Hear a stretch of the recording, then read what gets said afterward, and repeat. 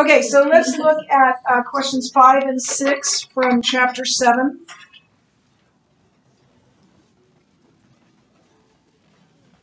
Quick questions 5 and 6. So 5 says this: what are some things that we can't not know? What are some things that we can't not know? Yeah. Killing people is wrong. Yeah, not. I wouldn't say killing people is wrong. But killing innocent. Yes, so murder, which that is the definition of murder. The Bible doesn't say thou shalt not kill, it says thou shalt not murder. There are some killings that are justified. Right? If someone breaks into your home with a gun and you shoot him, maybe, then that's justified, right? That's not murder, that's killing. Now, if they kill you, that's murder. So that murder is wrong. What else?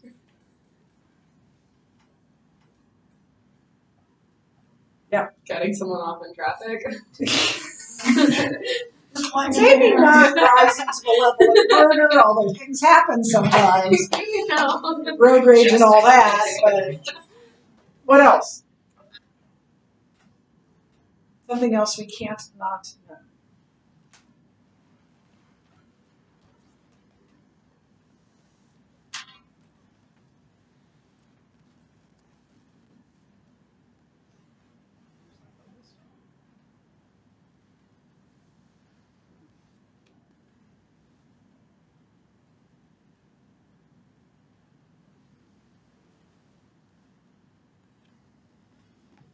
Yeah. It's kind of like what's right and wrong. Like, we don't have to define it, but we know what's right and we know what's wrong.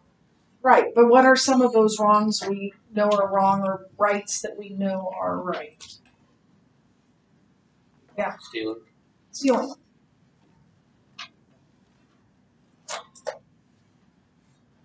Betrayal.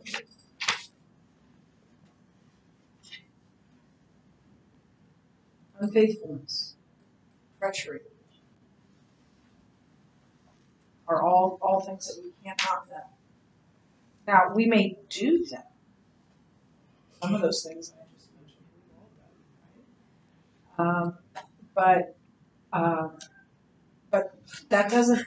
The fact that we do them does not mean that we don't know it. We know it. We just do it anyway. So yeah, all of those things are things we can't not know. Just like we can't not know that love is good and that sacrificing for another person is good. Nearly every religion on the planet has some form of the golden rule that you should do to others what you want to have done to you. And if we just did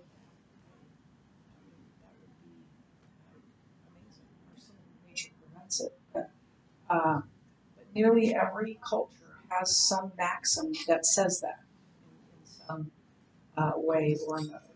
We can't not know that treating others well, treating others the way we want to be treated, is right. Number 6, there are many reasons we know the moral law exists, but for now, write down the 8 reasons presented on page 172. What's the first one? The moral law is undeniable. The moral law is undeniable. What's number 2? Shauna? We know it by our reaction.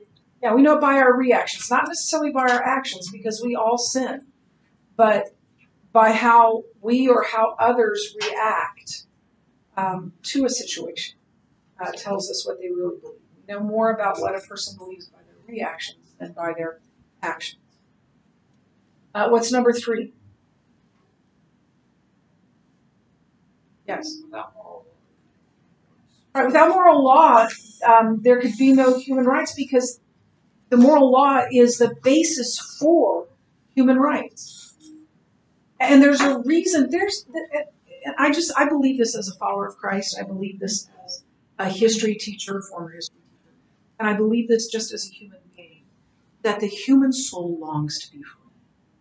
The human soul does not want to be shackled, does not want to, basically, the human soul doesn't want to be told what to do, right? Wants to be free to do what they want to do.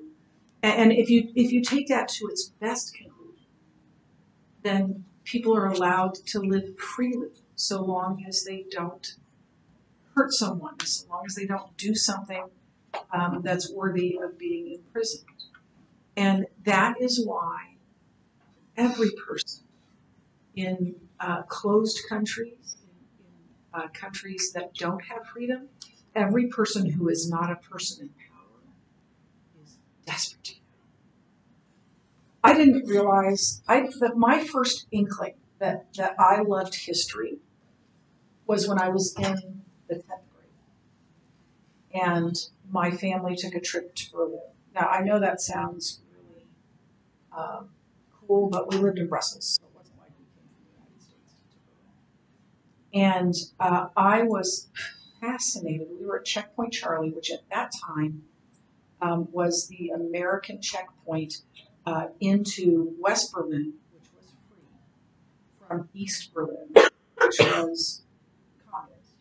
Part of the deal after World War II, and I know a lot of you already know this, was the carving up of Germany.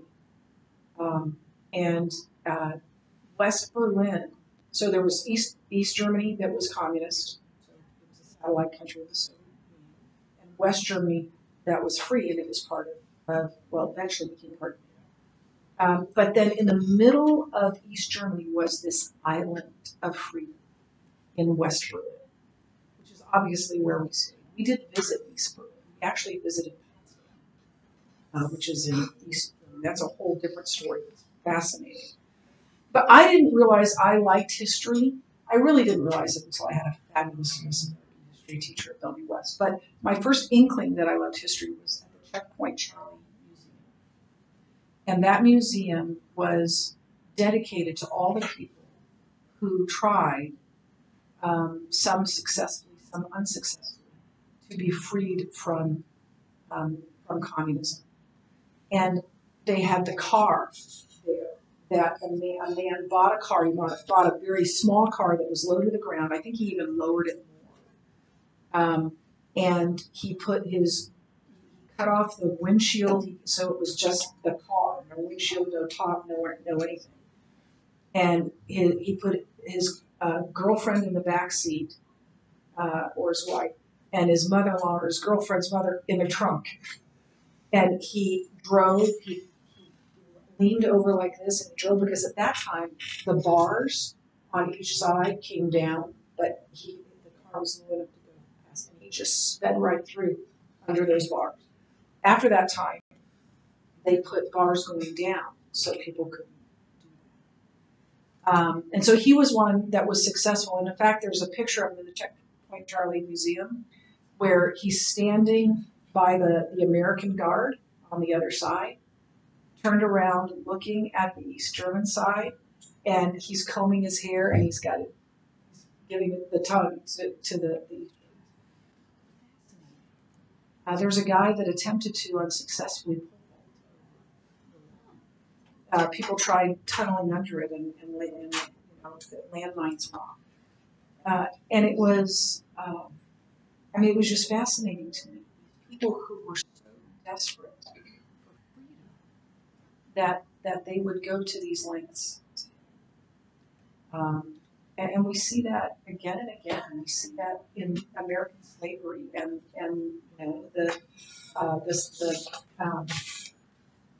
the railroad, the whole system of slaves, the Underground Railroad to get to freedom. And I believe that speaks to a God who created us to be free. But I think it also speaks to the moral law that we know, we can't not know, that oppressing people, abusing people, enslaving people is wrong. We may do it, but we know it's wrong. Because we know it's wrong when it's done to us. Right? You take any person in power in one of those closed countries, and you enslave him, you mistreat him, he'll say that's not right. So we can't not know that. Number 3, a basis of human rights. That's what we're on. Number 4.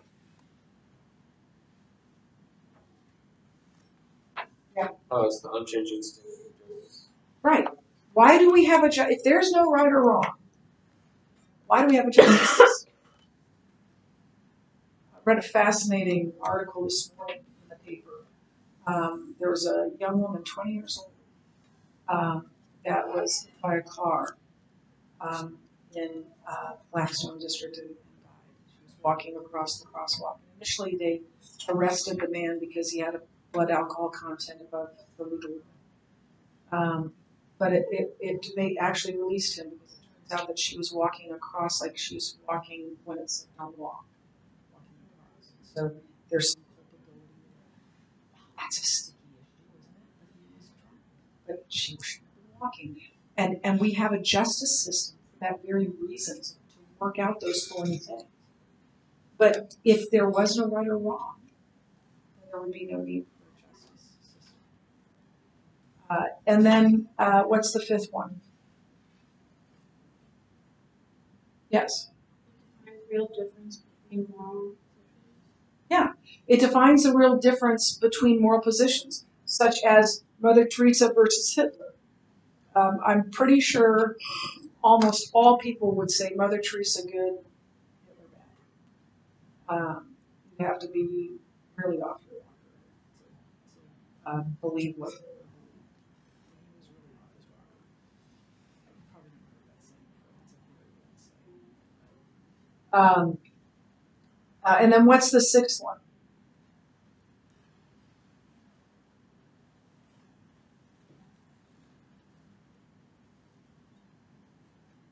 Yes. You know what's wrong, so it must be right. Yeah. The only reason that we know a line is crooked is because we know that there's such a thing as straight. If we didn't know there was such a thing as a straight line, then we wouldn't know that the line was crooked. So the fact that we know wrong, the fact that we know crooked implies that there's such a thing as straight. It implies that there's such a thing as right, as good. What did I actually write? We know what's absolutely wrong.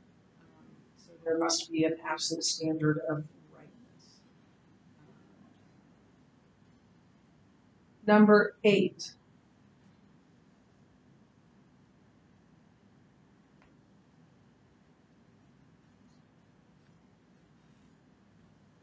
Did you get that one? Yes. Yeah. The moral law is the grounds for all moral and political dissent. If there is no moral law, we wouldn't have dissent of things that are unjust, right?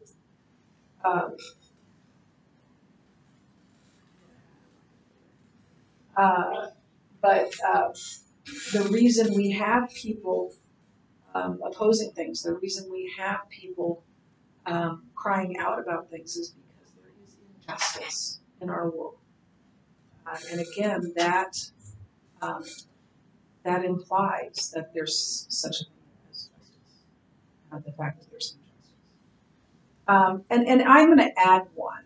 This is just a little thing for you to think about. If there is no moral law, then why do we make excuses for it? Why do we try to? Well, yeah, but it was okay because if there was no moral law. Then we would say there's nothing wrong with that. I skipped class. Nothing wrong with that.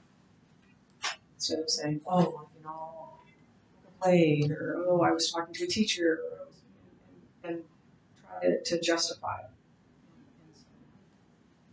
That implies that we understand that what we did was wrong. And I'm convinced that for the most part, we do know when we've done something wrong. And I think even our own conscience that convicts us gives us a sense of that as well. Okay, we'll stop there for now. And then we're going to, and you need to get something. So we're going to do numbers 7 through 14. Let me see how we're going to do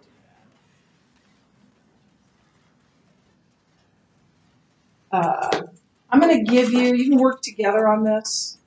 I'm going to give you about 10 minutes to do the equip 7 through 14, so that's the rest of the equip. And then we'll come back and discuss those with the last 10 minutes or so of class. Okay? Put this on pause until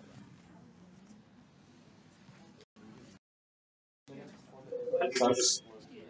I did it right. Okay. Okay, so we'll start with question 7. With question 7, it says, in your own words, explain why the moral law is undeniable. What'd you say?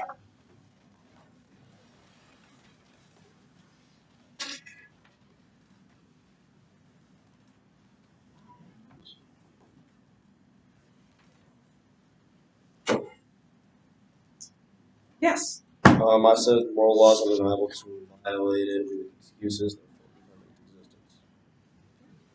Good. Good answer. What else? Yeah. Even people who have the belief of no values have a value for them. Well, There's an absolute truth for right now, like across the globe, murder's wrong.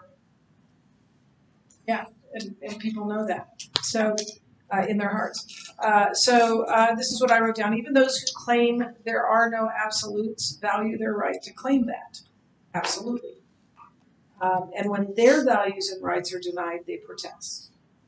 That would mean that they actually do believe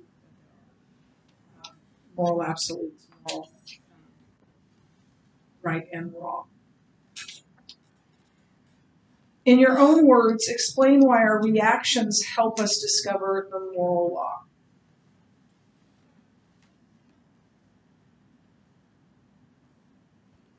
Yes. People know if they've been a victim of injustice even more than if they didn't. Right, yeah. So when we are being treated unjustly, we protest, as we should, which shows that we really believe there is such a thing as justice and injustice and rightness and wrongness.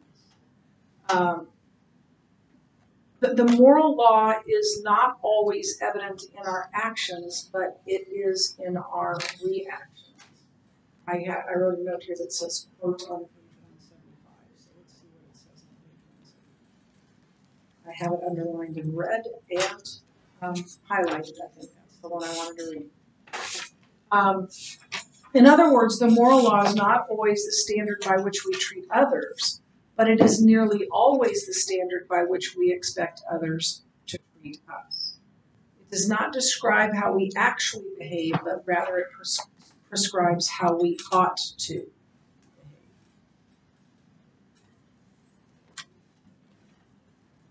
In your own words, explain why there would be no human rights without the moral law.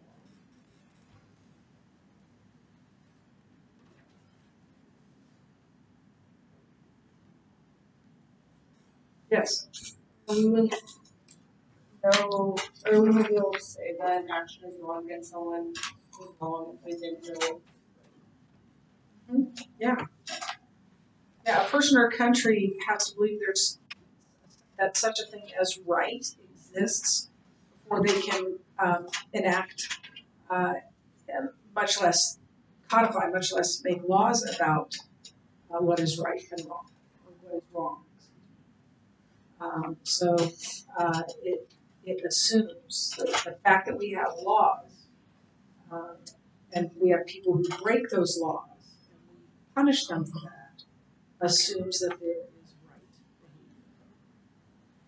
behavior. And then moral law also implies that there's something bigger than our opinions. There's something that is beyond our opinions. And we know that some things are absolutely wrong, so the moral law must exist.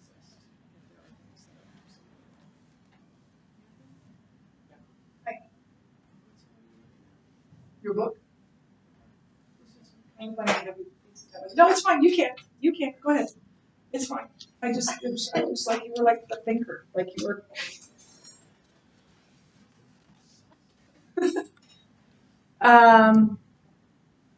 In your own words, explain how we couldn't know justice or injustice without moral law.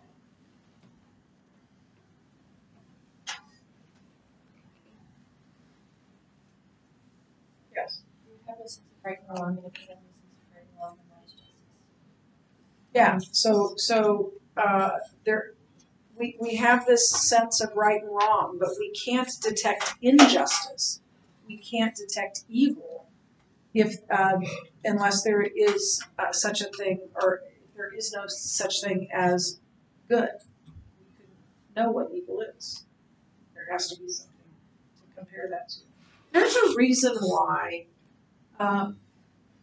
pretty much everyone has an emotional reaction to hearing something like Dr. Martin Luther King's I Have a Dream speech. That stirs us. And I think it's because we have this fundamental understanding that yes, all people deserve to be free. That's right. That's justice.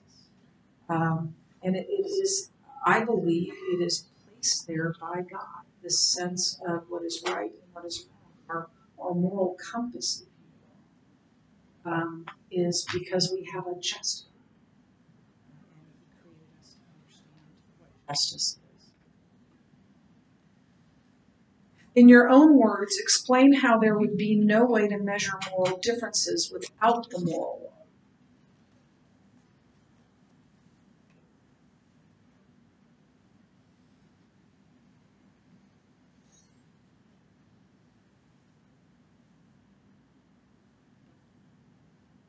Yes. Standard to compare it to.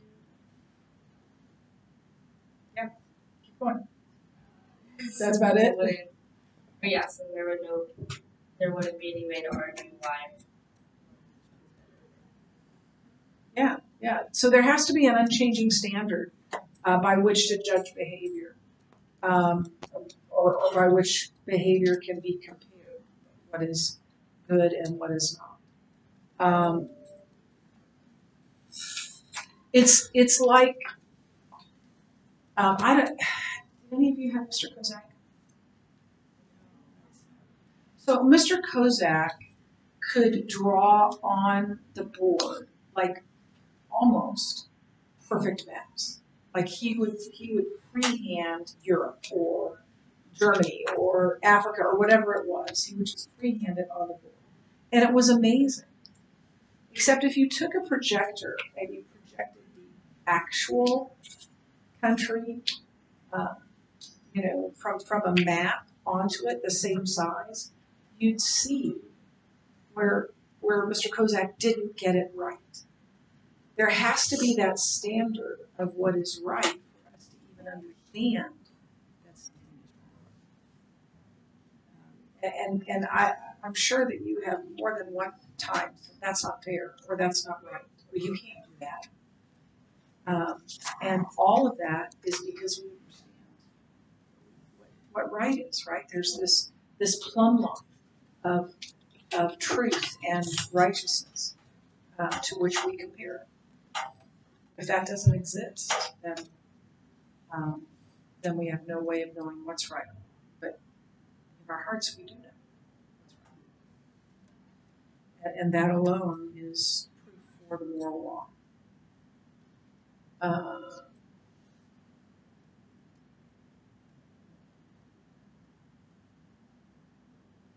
So that was number 11, right?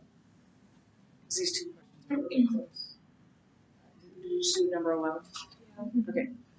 In your own words, explain how you couldn't know what was right or wrong without the moral law. So that's really similar. To claim something is wrong is to, by default, claim that something else is right.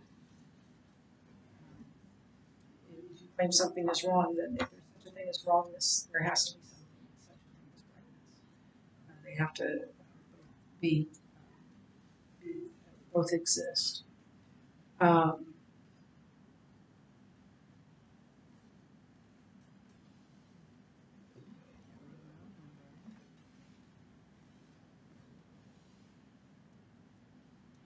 I think the word is every. Every negation implies an affirmation. In your own words, explain how there are no real moral grounds for political or social dissent without the moral law.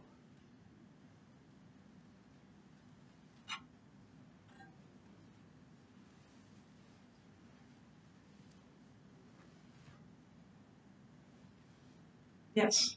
Oh, you can impose anything on Yeah. Yeah. And in this case, it's talking about dissent would be um, crying out that something is wrong, like saying dissenting something is you're saying that's not right. You can't do that because that's not right. Whether that's uh, dissent of inequality or dissent of. Oops, stop here. We'll finish this real quickly.